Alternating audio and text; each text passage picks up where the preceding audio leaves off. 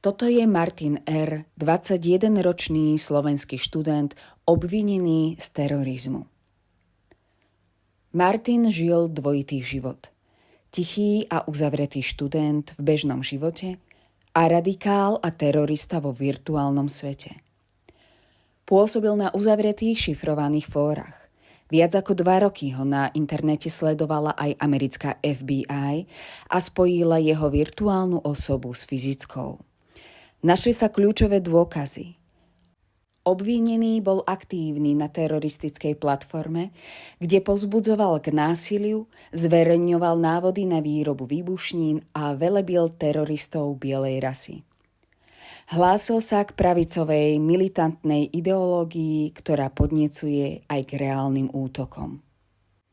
Súčasný trestný zákon Slovenskej republiky ukladá tresty v rozpätí 7 až 15 rokov. Aký trest by bol pre neho podľa vás spravodlivý, bez ohľadu na sadzbu uvedenú vyššie? Svoju odpoveď prosím zdôvodnite.